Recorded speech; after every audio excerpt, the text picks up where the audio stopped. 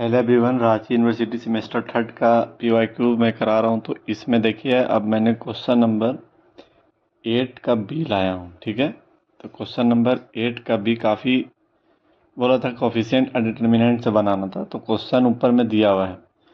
So question ये दिया हुआ है, इसको अनडिटरमाइंड कोफिशिएंट से बनाना है। तो इसको बनाने का मेथड सबसे ये है कि इसमें आप सी एफ निकालिए, उसके बाद पी आई निकालिए। इसके इक्वल जीरो पुट करने से आपका सी एफ निकलेगा, और पी आई के लिए ये जो लिखा हुआ है इसके नीचे इसे डी के चेंज करके आप पुट कीजिए, वहाँ से पी आई निकालिए। सो चलिए देखते हैं। पहले ऑक्सिलरी इक्वेशन लिखेंगे। ऑक्सिलरी इक्वेशन में ये डी स्क्वायर बाई डी है, तो ये डी को देखा था डी स्क्वायर को, डी वाई बाई डी को देखाएगा तो 3d प्लस में 2 इक्वल टू 0। ठीक है, सो अब यहाँ के बाद देखिए, देखिए यहाँ पे ऑक्सिलरी में चेंज किया तो m square plus 3 plus d की जगह पर एम प्लस 2 इक्वल टू 0। अब इसको फैक्टराइज किए, तो फैक्टराइज करने का मीन्स ये होता है कि मल्टीप्लाई करने के बाद 2 आना चाहिए और ऐड करने के बाद 3 आना चाहिए। तो देखिए 2 इंटू 2 2 आ रहा है, 2 प्लस 1 3 आ रहा है, इक्वल टू 0, तो -1 2 आ गया। तो ये रूट आया। जब ये रूट आया तो डिस्टिंग रूट आ रहा है। डिस्टिंग रूट आता है सी एफ लिखने का होता है C1 इज पावर माइनस में x plus C2 is power minus 2x। ये सी एफ हो गया। इसमें मेन गेम है पी आई निकालने का। तो पी आई के लिए ये सेम वाला टर्म ऊपर लिखेंगे और एफ ऑफ डी वाला फंक्शन को यहाँ पे पुट कर, एम नहीं डी वाला को। अब यहाँ पे देखिए, ये डी वाला को नीचे में रख डिनोमिनेटर में। इसके बाद इसको पी आई निकालने के लिए क्या करता हूँ कि यहाँ पे जो भी कांस्टेंट है उसको कॉमन लेना है। तो यहाँ पे जो डी में टर्म उसको नहीं लेना, डी के बाद जो कांस्टेंट है उसको कॉमन लेना। जहाँ यहाँ पे 2 रहे, 3 रहे, 5 रहे, 9 कुछ भी रहे, तो यहाँ या 1 रहे तो 1 भी कॉमन ले लीजिए। ऐसा दिखना है। तो इसके बाद 2 कॉमन लिए तो x cube plus x by 2 common लेने के बाद ये आपका आ गया। इसके बाद इसको ऊपर लेके जाऊंगा तो 1/2 और ये सेम रहेगा और ये इन्वर्स में चला जाएगा एक्स क्यूब। अब इसके बाद यहाँ पे एक फार्मूला यूज होता है जो मैं यहाँ पे लिखा हूँ कि 1 प्लस एक्स का पावर इन्वर्स में है।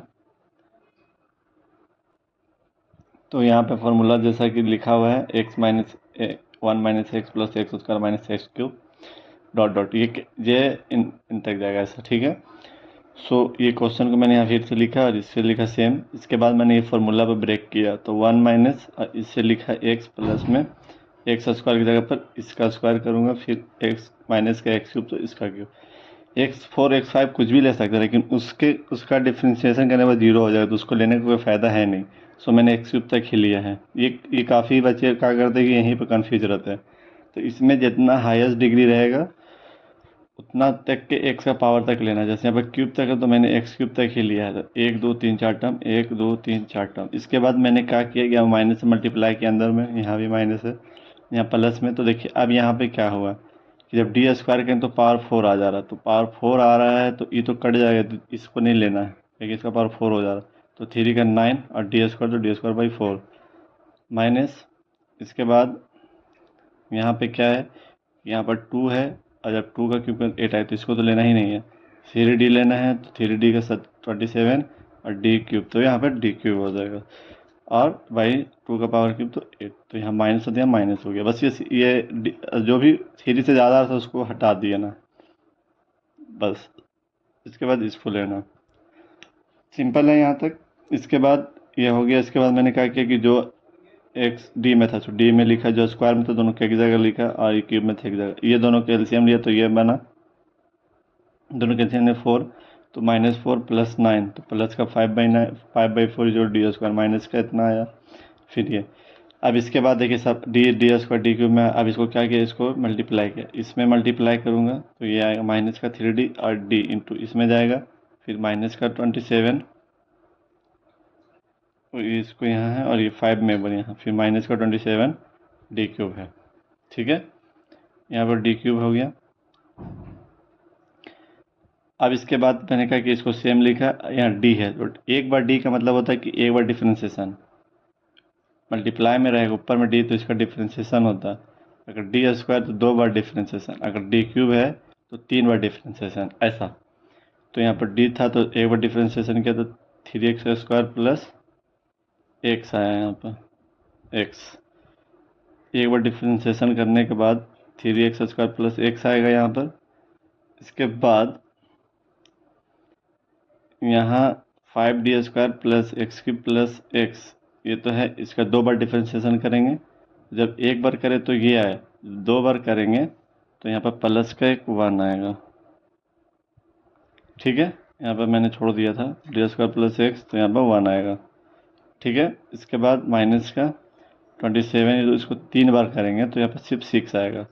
अब करके देखिए, यहाँ पर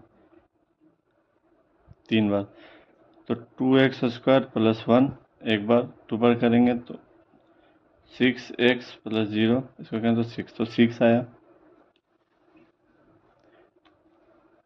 तो यहाँ पर 6 आया, तो आपका ये पूरा जगह पर 6 आया, इसको 3 बार करने के बाद।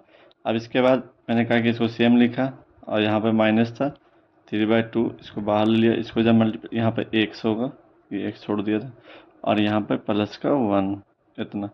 इसके बाद ये देखिए, मैंने यहाँ पर आंसर कर दिया है। अगर आप एग्ज़ाम में बना रहे हैं तो इसको और एक थोड़ा और स्टेप, एक और स्टेप कर सकते हैं कि इसको सेम लिखिए, यहाँ अंदर मल्टीप्लाई कीजिए, फिर यहाँ मल्टीप्लाई कीजिए, फिर जो जो जैसे यहाँ पर डी में था जो मैंने सेपरेट करके अलग अलग एलसीएम लिया, उसी तरह से आपको यहाँ एलसीएम लेना होगा। तो यहाँ के बाद ऐसे थोड़ा सा स्टेप, एक स्टेप में और जाएगा। तो मैंने इसलिए वीडियो लेंदी ना हो, ताकि अच्छे से आपको समझ आए, तो मैंने इसलिए यहीं तक लाके छोड़ दिया। तो आप एक स्टेप कर लीजिएगा बस यहाँ के बाद। Okay, thank you. बाकी कहीं डाउट हो या कहीं नहीं समझ में आए तो कमेंट करके पूछिए, बाकी बनेगा ऐसी ही प्रोसीजर है। Okay, thank you.